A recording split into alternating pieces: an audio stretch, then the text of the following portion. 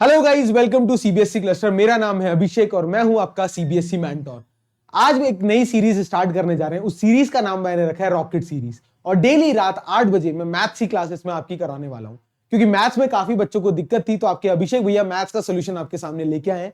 तो एनसीईआरटी का topic by topic जो आपके सीबीएसई बोर्ड के सिलेबस में उसको हमें कवर कराना है। अब ये रॉकेट सीरीज क्यों नाम दिया है, इसके लिए मैं थोड़ा सा आपको एक्सप्लेनेशन देना चाहता हूं। बच्चों, अगर मैं आपको बताऊं कि रॉकेट की एवरेज स्पीड क्या होती है, तो अगर किसी भी रॉकेट को अर्थ के ग्रेविटेशनल पुल को क्रॉस करना है तो उसको 9000 से 16000 किलोमीटर पर आवर की रफ्तार से क्रॉस करना पड़ेगा। तो अपने सीबीएसई बोर्ड का जो मैथ्स का पेपर है वो है 9 मार्च 2024 को। उसमें और आज में ज्यादा दिन बचे नहीं है, तो अपन को उसी स्पीड से या उसी एफर्ट से जो है इन दिनों को पार करना है। डेली मेहनत करनी है और डेली मेहनत आप और मैं दोनों मिलके करेंगे तो definitely we going to cross this orbit, या हम बहुत अच्छा स्कोर कर सकेंगे। कहने का मतलब यह है। तो आइए स्टार्ट करते हैं रॉकेट सीरीज का पहला लेक्चर। अब टॉपिक वाइज टॉपिक्स और एक्सरसाइज बाय एक्सरसाइज में आपको लेक्चर प्रोवाइड करूंगा, जिससे आपके सारे डाउट क्लियर हो जाएंगे। एनसीईआरटी का कंप्लीट सोल्यूशन मैं अपने Telegram channel CBSE cluster by Abhishek पे शेयर कर दूंगा। टेलीग्राम का लिंक कमेंट सेक्शन में मैं पिन कर दूंगा, तो घबराने की बिल्कुल भी जरूरत नहीं है। आइए अपन लोग मिलकर स्टार्ट करते हैं अपना पहला टॉपिक। आज अपना पहला टॉपिक रहने वाला है रिलेशन एंड इट्स टाइप, और उसके साथ एक्सरसाइज 1.1 अपन कवर करते हुए चलेंगे। तो सबसे पहले रिलेशन पढ़ने से पहले कुछ आइडिया अपन को क्लास 11th का होना चाहिए। तो मुझे लगता है आपको नहीं है वो आइडिया, तो मैं आपको बेसिक से कुछ रूबरू करा देता हूं। सबसे पहला टॉपिक अपन को क्लास 11th का जो पता होना चाहिए उसका नाम है कार्टेशियन प्रोडक्ट। अब सर ये कार्टेशियन प्रोडक्ट क्या होता है? बच्चों, सबसे पहले तो हमें यह पता होना चाहिए सेट क्या होता है। Set is basically collection of data. Simple सी बात है। जैसे मैंने बोला नेचुरल नंबर का सेट, तो मतलब कोई एक सेट है जिसके अंदर सारे नेचुरल नंबर मैंने इकट्ठा करके रख दिए। जैसे मैं बोलूं किसी फैमिली के फैमिली मेंबर्स के एज का डेटा, तो वो जो एज का डेटा है वो क्या है? एक सेट है। मेरे फेवरेट कलर्स का डेटा क्या है? एक सेट है। तो set is basically what? Collection of data. तो इतना ही आपको जानना है। अब कार्टेशियन प्रोडक्ट क्या है? मान लीजिए आपके सामने दो सेट गिवन है। जैसे एक सेट है ए है, एक सेट है बी। अब सेट ए के अंदर तीन एलिमेंट मैंने माने A1 A2 एंड A3। उसी तरह सेट बी में B1 B2 एंड B3 मैंने तीन एलिमेंट माने। अब इन दोनों का अगर मुझे कार्टेशियन प्रोडक्ट निकालना है तो सर कैसे निकालते हैं और क्या होता है कार्टेशियन प्रोडक्ट? तो बच्चों, उसके लिए मैं एक आपको छोटी सी आइडेंटिटी याद कराता हूं। अपन ने बचपन में मान लीजिए पढ़ा था A+B इंटू A-B। याद है? जी सर याद है। इन दोनों ब्रैकेट को जब सॉल्व करते थे तो कैसे करते थे सर? पहले जो ये पूरा ब्रैकेट है, फर्स्ट ब्रैकेट जो है उसका पहला एलिमेंट इन दोनों से मल्टीप्लाई होता था, that is A² minus AB। बिल्कुल सर। उसके बाद फर्स्ट ब्रैकेट का जो सेकंड एलिमेंट है वो इन दोनों से मल्टीप्लाई होता था, that is plus AB minus B²। फिर इसको जोड़ा जाड़ी काटा काटी करके क्या आया? A² माइनस B² है। मतलब अगर मुझे इन दोनों ब्रैकेट को मल्टीप्लाई करना है तो इसका हर एलिमेंट इसके दूसरे एलिमेंट से क्या होता था? मल्टीप्लाई होता था। अब कार्टेशियन प्रोडक्ट भी कुछ इस तरीके से रिलेटेड है। अगर मुझे फॉर एग्जाम्पल कार्टेशियन प्रोडक्ट निकालना है किस किस का? A क्रॉस B का। A क्रॉस B का मतलब यह है कि A के एलिमेंट को मुझे B के एलिमेंट से पेयर अप करना है। अब A में कितने एलिमेंट है सर? तीन एलिमेंट है, तो 1 बाय 1 A के एलिमेंट B से क्या होंगे? पेयर अप होंगे। जैसे A1, B1, पहला पेयर क्या आ जाएगा? A1, B1। जी सर। दूसरा पेयर क्या आ जाएगा बच्चों? सर A2, या A1, B2। जी सर। अरे A1 जो है वो B1 से, B2 से और B3 से पेयर होगा। तो तीसरा क्या आएगा? A1, B3। जी सर, आ गया। दूसरा ऑर्डर्ड पेयर क्या आएगा sir? A2, B1, A2, B2 and A2, B3। Ji sir, लिख लो। A2, B1, A2, B2। जी सर, और A2, B3 आ गया। तीसरा क्या आएगा बच्चों? A3, B1, A3, B2 and A3, B3। ये भी लिख लो, दैट इज A3, B1। जी सर, A3, B2। जी सर, एंड A3, B3। तो क्या किया मैंने? A के जितने भी एलिमेंट थे उनको B से क्या किया? ऑर्डर्ड पेयर बना लिए। अब सर ये ऑर्डर्ड पेयर का क्या मतलब होता है ये भी थोड़ा समझा दीजिए। जैसे A1 और B1 जो है वो रिलेटेड कैसे? A1, B1 से। अब इसको थोड़ा सा मैं रिप्लाई कर देता हूं आपको। जैसे मान लीजिए मैंने लिखा है A इंटू B, तो A इंटू B लिखूं या B इंटू A लिखूं, बात क्या है? एक ही है। बट जब अपन सेट्स में, रिलेशन में, फंक्शन में जब बात करते हैं तो A1, B1 जो होता है, A1, B1 जो होता है बच्चों, it is not equal to B1, A1। इसका क्या मतलब है? A1, B1 का मतलब है A1 जो है वो B1 से किसी तरीके से पेयर अप कर रखा है हमने। बट B1 और A1 हो सकता है किसी अलग तरीके से पेयर अप हो। जी बिल्कुल। जैसे मैं और मेरी सिस्टर का रिलेशन, मैं उसका ब्रदर हूं, मैं मेरी सिस्टर का ब्रदर हूं, पर मेरी सिस्टर तो मेरा ब्रदर नहीं है ना, तो मैं और मेरी सिस्टर का जो ऑर्डर्ड पेयर है वो ब्रदर कॉमा अगर सिस्टर मैं मानूं तो पहले ब्रदर लिखेंगे कॉमा फिर सिस्टर लिखेंगे। तो इसका मतलब अगर मैंने A1 कॉमा B1 पहले लिखा है तो वो क्या एक डेफिनेट ऑर्डर्ड है। तो कार्टेशियन प्रोडक्ट इज बेसिकली क्या, दो सेट्स को मैं ऑर्डर्ड पेयर में क्या करता हूं, कनेक्ट करता हूं। अब अगर मान लीजिए सेट ए में 3 एलिमेंट है और सेट बी में भी 3 एलिमेंट है, तो टोटल नंबर ऑफ कितने कार्टेशियन प्रोडक्ट मिलेंगे, तो क्या करो दोनों के एलिमेंट को मल्टीप्लाई कर दो, 3 इंटू 3 दैट इज 9। तो ये हुआ कार्टेशियन प्रोडक्ट का थोड़ा सा ज्ञान, इसको और डिटेल में पढ़ सकते हैं बट अभी अपने पास समय नहीं है, अपन को क्लास 12th में जितनी जरूरत है वो मैंने आपको बता दिया। अब आगे अपन बात करते हैं रिलेशन। अब ये जो आपके पास कार्टेशियन प्रोडक्ट मिला, इसका जो कुछ इसमें क्या होंगे प्रोडक्ट, इसमें जो कार्टेशियन प्रोडक्ट में जो आपके एलिमेंट्स है वो आपस में किसी ना किसी तरीके से रिलेटेड है। जी सर, हो सकता है कोई भी रिलेशन हो, मान लो नेचुरल नंबर का रिलेशन हो, एडिशन का रिलेशन हो, डबल का रिलेशन हो। मान लो मैंने कह दिया कि A1 जो है वो ट्वाइस ऑफ B1 है, अगर इस तरीके से कोई रिलेशन है तो कौन सा ये रिलेशन होल्ड करता है, हो सकता है सारे एलिमेंट ये रिलेशन होल्ड ना करते हो। तो रिलेशन का मतलब ये होता है कि कोई पर्टिकुलर एक्सप्रेशन से या कोई भी पर्टिकुलर रिलेशन से कोई एलिमेंट दूसरे एलिमेंट से कैसे रिलेटेड है, किसके अंदर, कार्टेशियन प्रोडक्ट के अंदर, वो मेरा रिलेशन होता है। तो रिलेशन बेसिकली क्या है, इस पूरे कार्टेशियन प्रोडक्ट का कोई एक सबसेट है। क्या है बच्चों, सबसेट है। तो what is relation, relation is basically subset of Cartesian product in which tells कि दो जो अपने एलिमेंट्स है वो किस तरीके से रिलेटेड है। अब रिलेशन की डेफिनेशन अपन नोट कर लेते हैं, नोट करने की जरूरत नहीं, समझने की जरूरत है। अब देखो अपना एक सेट है X, इसके अंदर एलिमेंट है क्या, 4, 36, 49 एंड 50। दूसरा सेट है बच्चों Y, उसके एलिमेंट है 1, -2, -6, -7, 7, 6 एंड 2। जी सर, अब देखो एक relation that states that X, Y एक रिलेशन है सच दैट कि जो X जो है X is equal to square of Y, मतलब X जो है X is square of Y। जी सर, अब देखो इन दोनों एलिमेंट के जब कार्टेशियन प्रोडक्ट लिखूंगा तो बहुत सारे नंबर आएंगे या नहीं आएंगे। जी सर, कितने नंबर आएंगे सर, इसमें 1 2 3 4 एलिमेंट है सर, इसमें 1 2 3 4 5 6 7 एलिमेंट है, तो 4 इंटू 7 टोटल 28 एलिमेंट्स आएंगे। बट अब 28 एलिमेंट्स में से मुझे सिर्फ वो एलिमेंट चाहिए जिसके अंदर जो पहला वाला नंबर है वो दूसरे वाले का क्या हो, स्क्वायर हो। बस आइए स्टार्ट करते हैं। तो एक्स में अगर मैं 4 लिख रहा हूं, देखो बच्चों 4 कॉमा, तो 4 किसका स्क्वायर है, एक तो सर -2 का है, तो 4 कॉमा -2 क्या उस रिलेशन का पार्ट है। जी सर, वो इस रिलेशन का पार्ट है। कॉमा अगर मैं वापस देखूं तो 4 तो सर 2 का भी स्क्वायर है, तो 4 कॉमा 2 भी उस रिलेशन का पार्ट है या नहीं है। जी सर पार्ट है। आगे आ जाइए, जब अपन 36 की बात करें तो 36 -6 का भी स्क्वायर होता है और 6 का भी स्क्वायर होता है, तो 36 कॉमा -6 या 36 कॉमा 6 भी उस रिलेशन का पार्ट है। जी सर, उसी तरीके से 49 -7 और 7 का पार्ट है, तो 49 कॉमा -7 लिखूं या 49 कॉमा 7 लिखूं, वो भी इस रिलेशन का पार्ट है। Last but not the least 50 अगर मैं लिखूं, 50 किसी का भी स्क्वायर नहीं होता, तो 50 इस रिलेशन का एलिमेंट नहीं होगा। तो ये जो रिलेशन है ये बेसिकली क्या है, ये पूरा एक सेट है जो कि किसका सबसेट है, इस कार्टेशियन प्रोडक्ट का सबसेट है। क्योंकि कार्टेशियन प्रोडक्ट में तो बहुत सारे एलिमेंट आएंगे, उन एलिमेंट में से कुछ एक एलिमेंट है जो ये रिलेशन होल्ड करते हैं, उसे अपन बोलते हैं रिलेशन। क्लियर है, कुछ आइडिया मिला। जी सर आइडिया मिला। अब अपने 12th क्लास में रिलेशन और उसके टाइप्स की बात करते हैं अपन। रिलेशन के कितने टाइप्स होते हैं तो 1 बाय 1 वो पढ़ते हैं।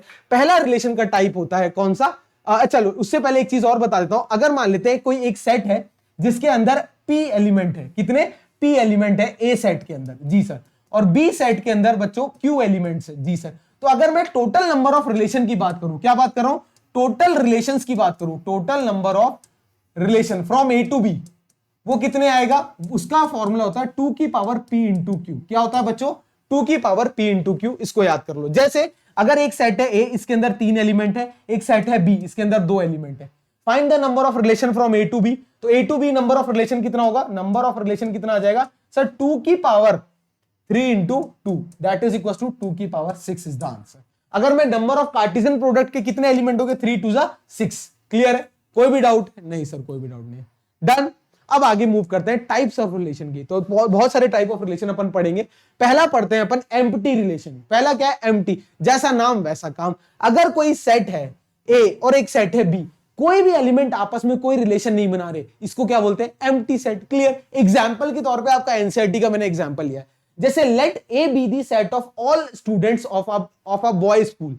एक ए सेट है जिसके अंदर सारे क्या है, बॉयज स्कूल के स्टूडेंट है। जी सर, उसका डेटा लिखा हुआ है, नाम मान लेते हैं। अब दूसरा क्या है, show that the relation in A given by, क्या रिलेशन है A comma B, such that, इस दो डॉट का मतलब होता है such that A is sister of B. अब देखो आपके पास एक सेट है ए। जी सर, इधर देखना, एक सेट है ए, इस सेट के अंदर क्या है, सारे बॉयज है, सारे बॉयज का डेटा है। जी सर, डन। अब आपको एक रिलेशन बोला गया, उस रिलेशन में आपको दो एलिमेंट लेने, ए कॉमा बी, और ये जो दोनों एलिमेंट है वो किसके पार्ट होने चाहिए, इस सेट के पार्ट होने चाहिए। सच दैट ए क्या हो, A is sister of B. जी सर, अब सर ये कैसे पता चलेगा कौन किसकी सिस्टर? अरे बच्चों, मेरे भोले, मेरे मासूम बच्चों, अगर ए बॉयज स्कूल का सेट है तो इसमें सारे लड़के होंगे और कोई लड़का किसी लड़के का तो सिस्टर होगा नहीं, तो इसका मतलब आर जो है इसमें कोई भी एलिमेंट नहीं आएगा, तो उस कोई भी एलिमेंट को क्या बोलेंगे, नल सेट या फाई या एम्प्टी रिलेशन है ये। इस रिलेशन की कोई वैल्यू नहीं है क्योंकि इसमें कोई एलिमेंट ही नहीं आएगा सर, क्योंकि जब सारे बॉयज थे तो कोई किसी का सिस्टर ही नहीं होगा। अगर बॉयज एंड गर्ल्स होता तो बहुत सारे ऐसे एलिमेंट आते which is not easy to find, but empty relation या नल रिलेशन पता करना बड़ा आसान है। अब नेक्स्ट बात करते हैं यूनिवर्सल रिलेशन। यूनिवर्सल रिलेशन क्या कहता है, अगर एक सेट है ए और एक सेट है बी, ए के सारे एलिमेंट बी के हर एक एलिमेंट से रिलेटेड हो, तो इसे क्या बोलते हैं अपन, इसे यूनिवर्सल रिलेशन कहते हैं। आइए एग्जांपल देखते हैं। देखो, a set of all natural number है ए और बी क्या है, set of all whole number. A क्या है, ए है set of all natural number, मतलब 1, 2, 3, 4 and dot dot dot dot. जी सर, और बी क्या है, set of all whole number. Whole number कहां से होता है, 0, 1, 2, 3, 4। जी सर, अब ए और बी, ए के जितने भी एलिमेंट है क्या वो बी में है या नहीं है? जी सर, बी में तो बल्कि एक एक्स्ट्रा है। इसका मतलब ए जो है वो उसका हर एक एलिमेंट जो है वो बी के हर एक एलिमेंट से क्या है, रिलेटेड है। क्या है, रिलेटेड है। इसका मतलब ए और बी का रिलेशन क्या है, यूनिवर्सल रिलेशन है। क्या है, यूनिवर्सल रिलेशन है। क्लियर? जी सर, तो एम्प्टी रिलेशन हो गया, यूनिवर्सल रिलेशन हो गया। Next and very very important relation जिसको बोलते हैं अपन रिफ्लेक्सिव रिलेशन। अगला रिलेशन की बात करते हैं, रिफ्लेक्सिव। रिफ्लेक्सिव रिलेशन का क्या मतलब होता है कि अगर कोई भी एलिमेंट है ए, किसी सेट का ए एलिमेंट है और वो दोनों आपस में ही रिलेटेड हो, if every element of set A is related to itself, it is known as reflexive relation. Example के तौर पे, सर समझ में नहीं आया, जैसे एक सेट है 1, 2, 3, अगर मैं कोई एक रिलेशन बनाऊं इस तरीके से, देखना बच्चों, इस तरीके से 1, 1, 2, 2, 3, 3, इसका मतलब क्या है सर? इसका मतलब यह है कि रिलेशन में ए कॉमा बी किस तरीके से रिलेटेड है कि ए से रिलेटेड है, बी से रिलेटेड है, सी से रिलेटेड है, या बोलूं तो ए कॉमा ए है, बी है, सी है, मतलब हर एलिमेंट अपने आप से रिलेटेड है। जी सर, इसका मतलब यह रिलेशन क्या है, रिफ्लेक्सिव है। क्या है, रिफ्लेक्सिव। अगर रिलेशन में कोई भी एक चीज नहीं होती, मतलब मान लो यही होता सिर्फ 1, 1, 2, 2, क्या ये रिफ्लेक्सिव है? जी सर, रिफ्लेक्सिव है। बट 3, 3 होने से भी क्या हो गया सर, रिफ्लेक्सिव हो गया। क्लियर? जी। अब आगे बात करते हैं, रिफ्लेक्सिव के बाद दूसरा रिलेशन आता है अपना सिमेट्रिक रिलेशन। सिमेट्रिक रिलेशन बहुत ईजी है बच्चों। वो ये क्या कहता है कि अगर ए कॉमा बी किसी रिलेशन का पार्ट है तो बी कॉमा ए बी उस रिलेशन का पार्ट होगा। क्या कहना चाहता है, अगर ए कॉमा बी किसी रिलेशन का पार्ट है, किसी रिलेशन का एलिमेंट है, तो बी कॉमा ए बी उस रिलेशन का एलिमेंट होना चाहिए, तभी वो रिलेशन क्या कहलाता है, सिमेट्रिक। सर समझाइए, जैसे कोई एक वही सेट ले लेते हैं 1, 2, 3, अब एक आपको रिलेशन दे दिया मैंने R1, एक दे दिया R2। अब बहुत ध्यान से देखना, R1 में कौन कौन से एलिमेंट है, 1, 2, 1, 3, 2, 2, 2, 1, 3, 1। अब सर कैसे चेक करें कि ये सिमेट्रिक है? सबसे पहले तो देखो 1, 2 इसका एलिमेंट है, तो 2, 1 भी इसका एलिमेंट होना चाहिए। सर हाँ है, वेरी गुड। क्या 1, 3 इसका एलिमेंट है? जी सर। तो चेक करो 3, 1 भी इसका एलिमेंट होना चाहिए। जी सर। इसका मतलब ये क्या है मेरा, ये रिफ्लेक्सिव सिमेट्रिक है। अगला आ जाओ, 1, 2 क्या इसका एलिमेंट है? जी सर। क्या 2, 1 एलिमेंट है? Very good. मतलब ए कॉमा बी भी रिलेशन का पार्ट है और बी कॉमा ए भी रिलेशन का पार्ट है, मतलब ये क्या है, ये सिमेट्रिक है। भागो मत, आगे भी चेक करो। 1, 3 इस रिलेशन का पार्ट है, क्या 3, 1 इस रिलेशन का पार्ट है? वेरी गुड, शाबाश।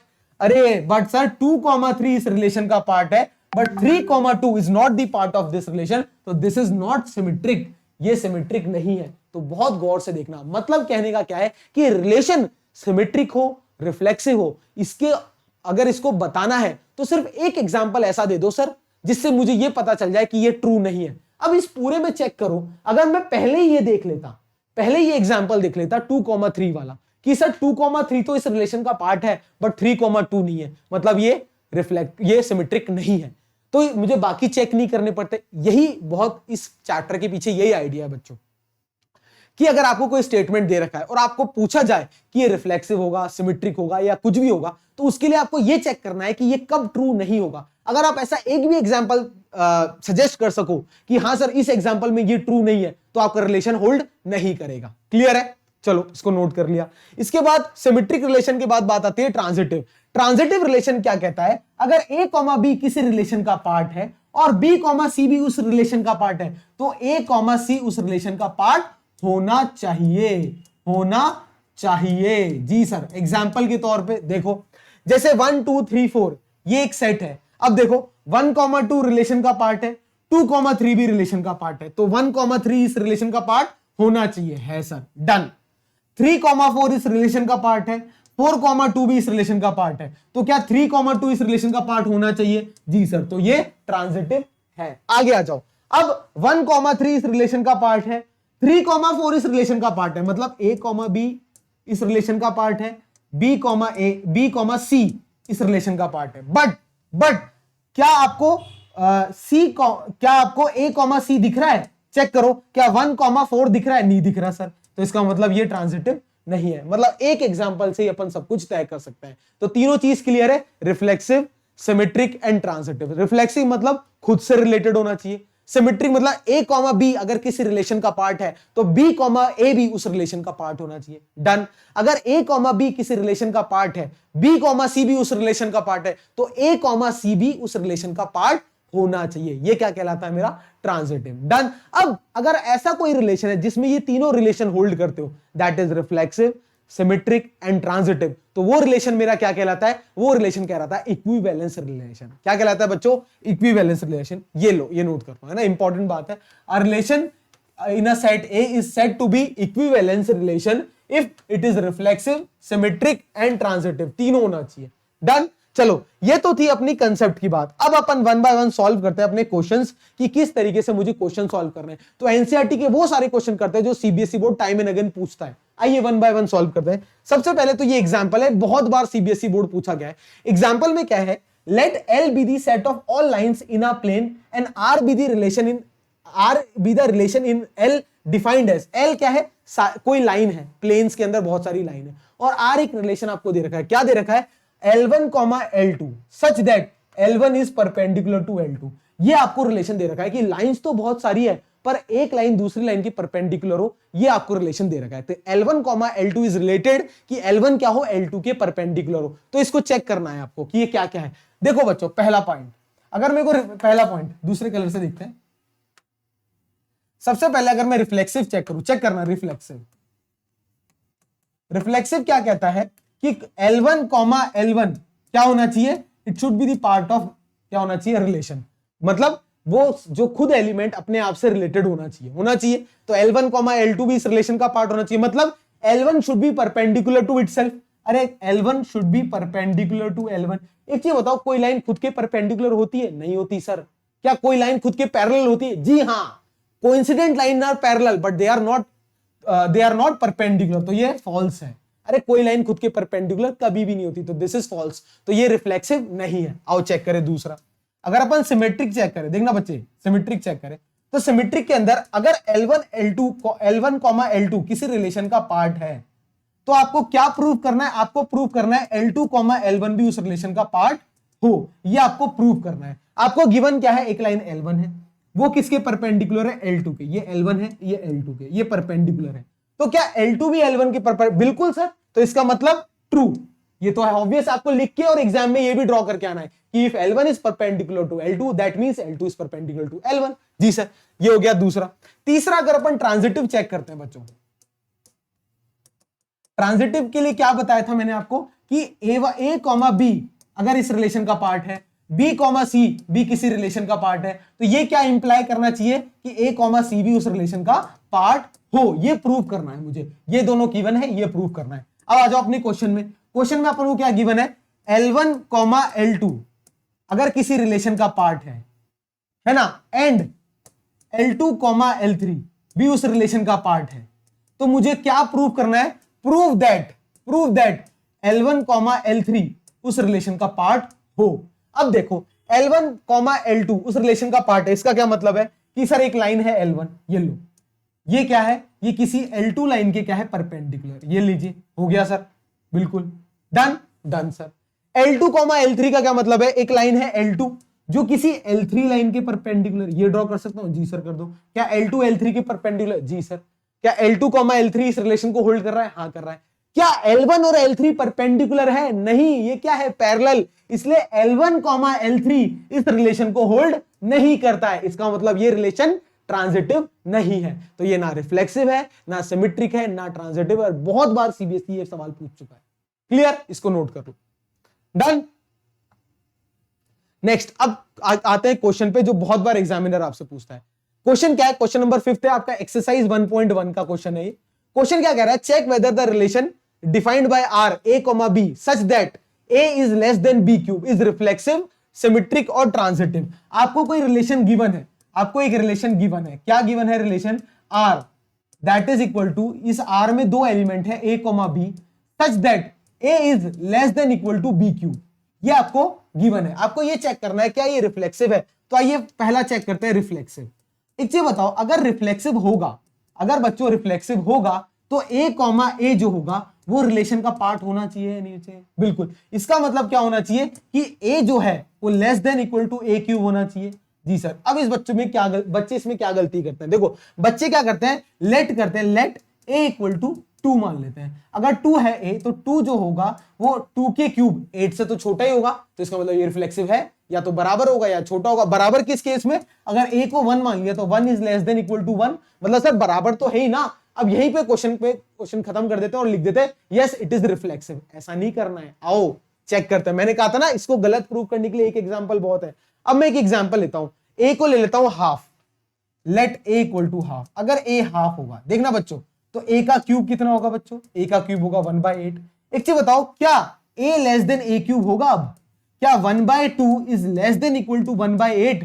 क्या 1/8 बड़ा होता है? नहीं होता। तो दिस इज फॉल्स, मतलब this is not reflexive, reflexive नहीं होगा। क्लियर है? जी सर। रिफ्लेक्सिव के लिए चेक कर लोगे? अरे कोई भी डाउट है? नहीं सर कोई भी डाउट नहीं है। सेकंड अपन चेक करते हैं सिमेट्रिक के लिए। आओ सेकंड अपन चेक करते हैं सिमेट्रिक। अब सिमेट्रिक क्या कहता है कि ए कॉमा बी अगर किसी रिलेशन का पार्ट है तो आपको क्या प्रूव करना है? बी कॉमा ए बी उस रिलेशन का क्या होना चाहिए? सर पार्ट होना चाहिए। होना चाहिए नहीं होना चाहिए? जी सर होना चाहिए। आइए चेक करते हैं। अब क्या करो, आप क्या करो, ए को मान लो, अब रिलेशन क्या है आपका? ये A is less than equal to B cube. इसको देखो, इसके लिए क्या करो, ए को मान लो 2, जी सर, और बी को मान लो 3। मान ले सर, मान लेते हैं। आ जाओ चेक करो। ए को 2 मानो तो क्या 2 is less than equal to 27? अरे 3 का क्यूब तो 27 होता है। बिल्कुल सर ट्रू है। जी सर। अब ये तो है a is less than equal to B cube. अब चेक करो क्या b कॉमा a रिलेटेड है, मतलब क्या b is less than equal to a cube होगा? चेक करते हैं सर। b मतलब क्या है?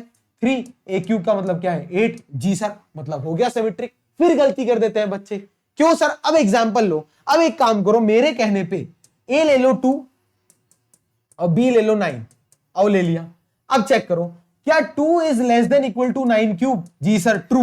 But 9 is not less than 2 cube, क्योंकि 2 क्यूब तो 8 ही होता है। इसका मतलब ये सिमेट्रिक भी नहीं है। तो आपको ऐसे एग्जांपल चेक करना है जो आपकी रिलेशन को फॉल्स कर दे।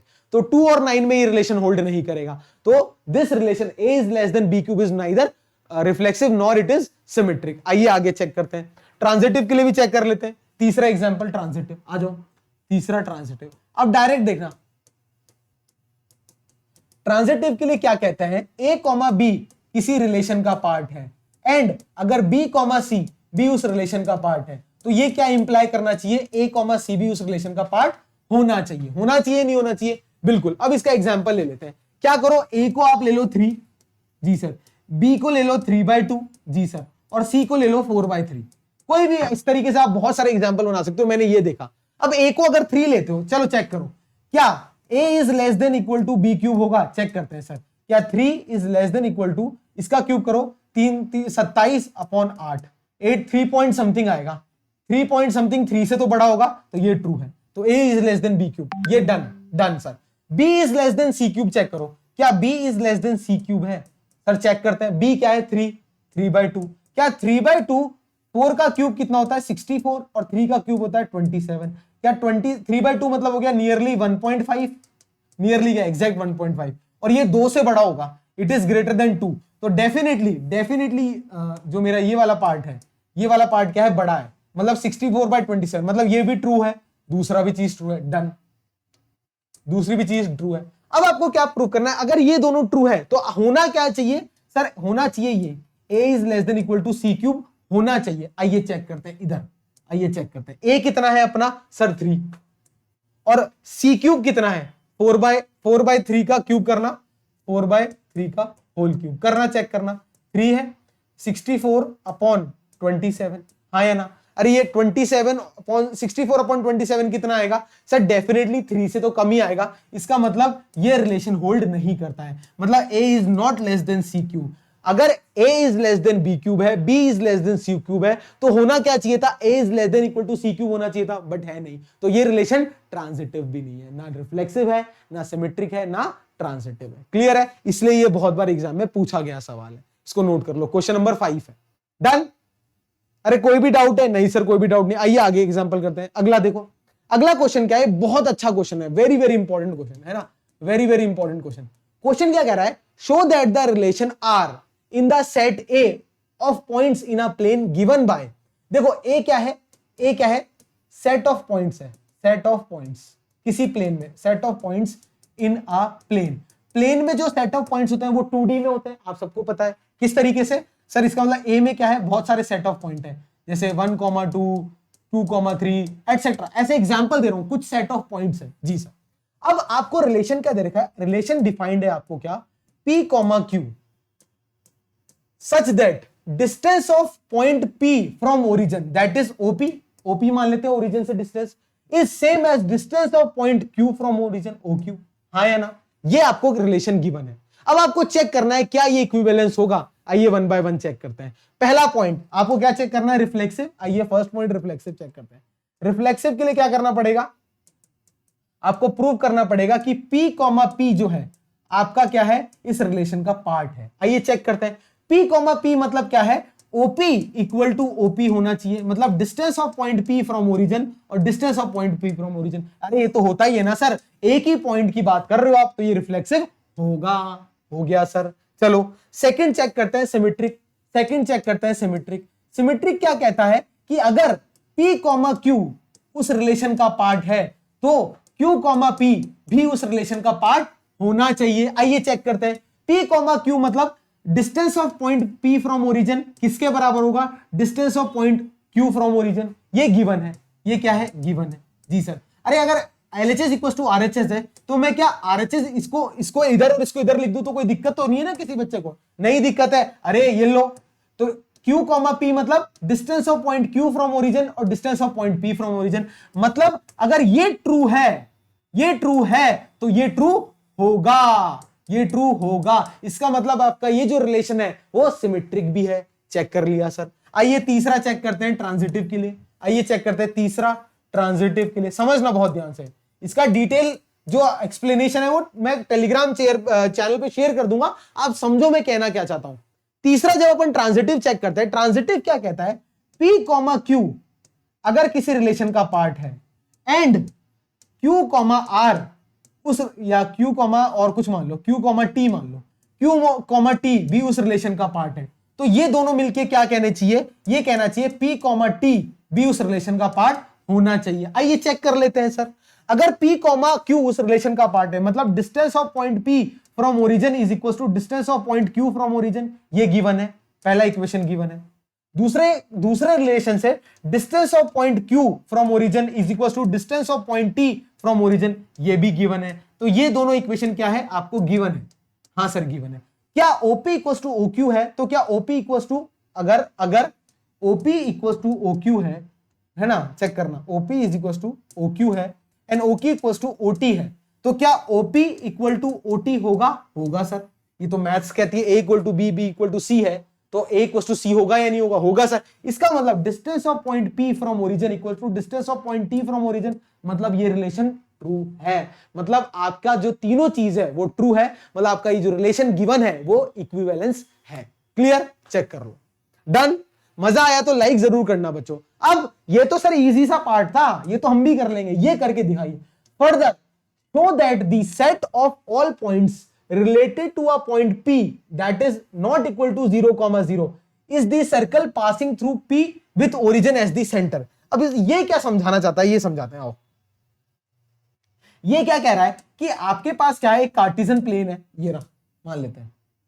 इस कार्टेशियन प्लेन में ये जो पॉइंट P है, ये आपका पॉइंट है अदर देन ओरिजिन, ये मान लेते हैं, ये ठीक है, ये पॉइंट है अदर देन ओरिजिन, ठीक है। इसका जो इसकी जो आपकी सिमेट्री आएगी, इसका जो आपकी पाथ आएगा, ट्रेजेक्ट्री आएगी, वो क्या आएगी, वो चेक करते हैं। अब देखो P जो है वो क्या है, distance of P from origin है। P क्या है, डिस्टेंस फ्रॉम ओरिजिन है या नहीं है? जी सर। अब P के अलावा अगर मैं कोई और पॉइंट लूं, देखना बच्चों, P के अलावा कोई और पॉइंट लेता हूं, मान लो मैं ले लेता हूं R, P, Q, ठीक है, T एंड सो ऑन। तो ये सारे पॉइंट भी क्या है, इन सबकी भी डिस्टेंस क्या है, ओरिजिन से है, हाँ या ना?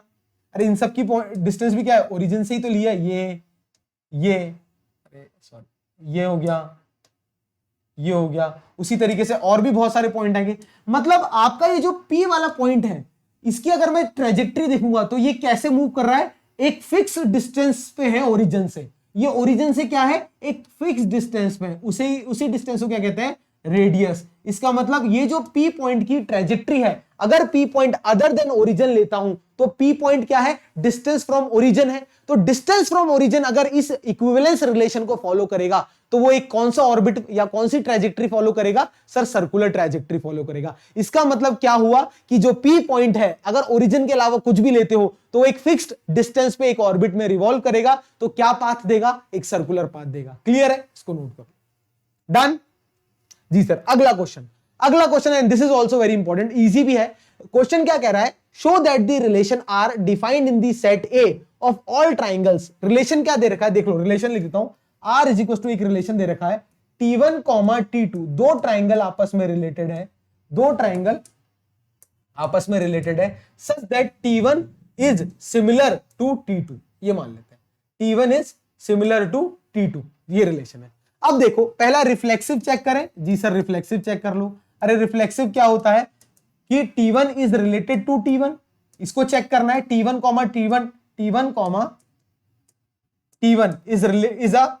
Is a part of this relation. Check करो, अरे कोई ट्राइंगल T1 क्या खुद के तो सिमिलर होता ही है ना? होता है सर, तो ये ट्रू है। ये क्या है, ट्रू है। आइए दूसरा चेक करते हैं, सेकंड सिमेट्रिक चेक करते हैं। अब ये सिमेट्रिक चेक करते हैं।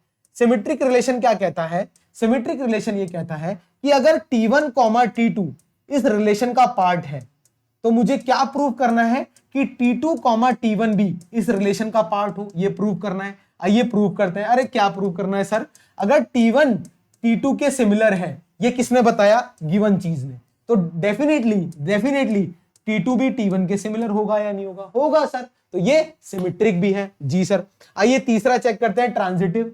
तीसरा ट्रांजिटिव चेक करते हैं। ट्रांजिटिव क्या कहता है, ट्रांजिटिव रिलेशन कहता है कि अगर T1, T2 इस रिलेशन का पार्ट है एंड T2, T3 भी इस रिलेशन का पार्ट है, तो आपको प्रूव दैट क्या प्रूव करना है कि T1, T3 भी इस रिलेशन का पार्ट हो। आइए प्रूव करते हैं वन बाय वन।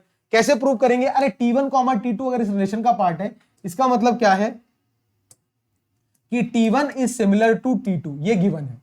ये क्या है, गिवन है। जी सर।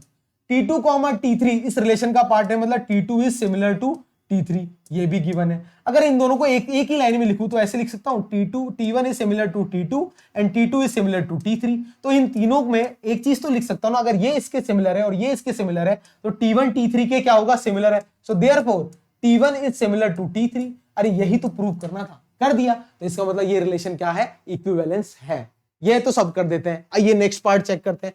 नेक्स्ट पार्ट इस क्वेश्चन का ये कह रहा है, आपको तीन राइट एंगल ट्राइंगल दे रखे हैं। एक तो T1 जिसकी साइड है 3, 4, 5, एक T2 जिसकी साइड है 5, 12 और 13, और एक T3 है जिसकी साइड है 6, 8 और 10। लिख लेते हैं, इनमें कौन से ट्राइंगल इक्विवेलेंस रिलेशन से रिलेटेड है, मतलब कौन से दो ट्राइंगल है जो आपस में क्या है, सिमिलर है। आओ चेक कर लेते हैं। एक ट्राइंगल है T1, एक ट्राइंगल है T2 और एक ट्राइंगल है T3। तीनों की साइड गिवन है। T1 की क्या क्या साइड गिवन है? T1 की गिवन है 3 4 5, लिख लो 3 4 और 5 तीन साइड है। T2 की कौन कौन सी साइड गिवन है? 5 12 एंड 13, लिख लो 5 12 एंड 13। और T3 की कौन सी साइड गिवन है? 6 8 एंड 10, 6 8 और 10। अब इन तीनों में अगर देखोगे तो T1 और T3 ट्राइंगल की साइड्स का रेशियो निकालो। T1 और T3 की साइड्स का रेशियो निकालो तो 3/6 आ रहा है, एक आ रहा है 4/8 और एक आ रहा है 5/, एक आ रहा है 4/8 और एक आ रहा है 5/10। तीनों का रेशियो क्या आ रहा है? बराबर 2 के बराबर, 1/2 के बराबर आ रहा है या नहीं आ रहा? जी सर 1/2 के बराबर। मतलब इसमें कौन सी सिमिलैरिटी है? साइड वाली एसएसएस सिमिलैरिटी है, so therefore T1 is similar to T3। तो कौन से दो ट्राइंगल इस रिलेशन को होल्ड कर रहे हैं? T1 और T3। डन, चलो क्लियर है। आइए नेक्स्ट बात करते हैं। एक अगला आपका एक और क्वेश्चन है और ये भी बहुत इंपॉर्टेंट है। इसमें क्या है, L सेट ऑफ लाइन दे रखा है किसी प्लेन के अंदर और रिलेशन आपको गिवन है R। क्या गिवन है कि L1, L2 इस रिलेशन में है such that L1 is parallel to L2। बहुत इजी, आओ चेक करते हैं। परपेंडिकुलर वाला तो कर ही लिया, आओ इसमें चेक करें। पहला रिफ्लेक्सिव, अगर रिफ्लेक्सिव है ये रिलेशन,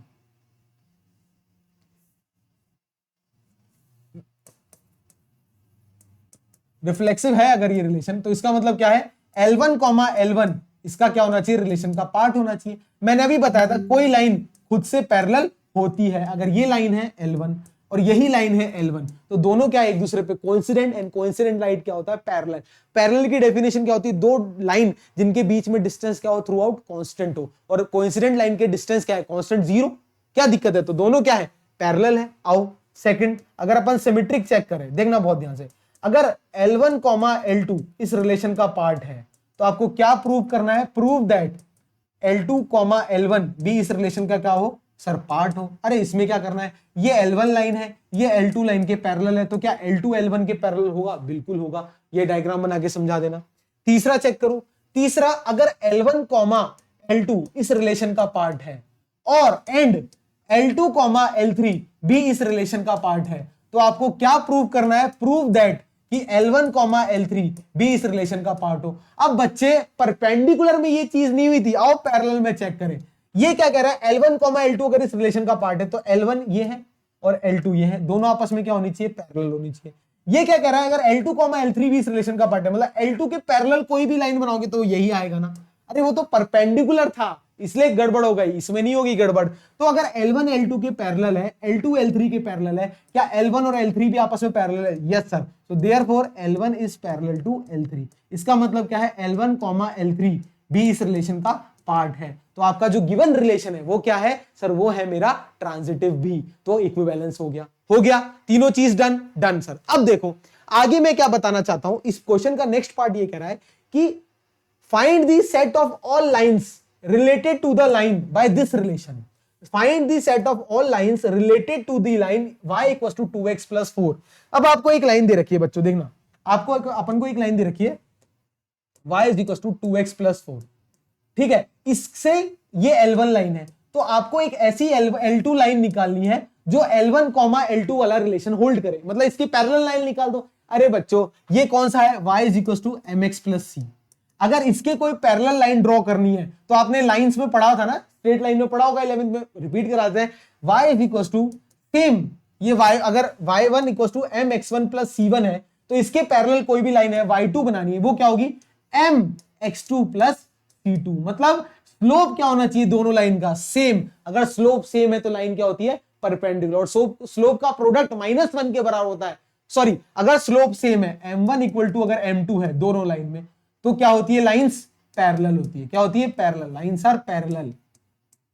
और अगर स्लोप का प्रोडक्ट m1 इंटू m2 किसके बराबर है? -1 के बराबर है तो लाइंस क्या होती है सर? परपेंडिकुलर। ये पढ़ चुके हो। तो इसके अगर पैरेलल एक लाइन ड्रॉ करनी है तो बस क्या लिख दो? y is equal to 2x plus c, कोई भी कांस्टेंट। यहां c आपकी मर्जी हो जो बनाओ, तो c अगर जो भी बनाओगे, c जो भी लिखोगे वो लाइन क्या आएगी? इसके पैरेलल आएगी। तो ये इसका आंसर हो गया। ठीक है, तो एक्सरसाइज के सारे इंपॉर्टेंट क्वेश्चन कर लिए 1.1 के, पूरी डिटेल एक्सरसाइज के मैं जो सोल्यूशन है वो टेलीग्राम चैनल पे शेयर कर दूंगा, मेरे खुद के सोल्यूशन है। अगर वीडियो अच्छा लगा तो लाइक करना and do support this series, क्योंकि मैं आपके लिए ये लेके आया हूं, तो एक लाइक तो बनता है बॉस। तो मिलते हैं अगले पार्ट में, जिसमें अपन फंक्शंस के बारे में और उसका टाइप करेंगे, उसके बाद मिसलेनियस एक्सरसाइज के सारे क्वेश्चन मैं आपको कराऊंगा। चलो till then take care, let's meet on next lecture. और जब तक पढ़ाई करो और चैनल पे नए हो तो एक बार सब्सक्राइब बटन पे क्लिक कर देना।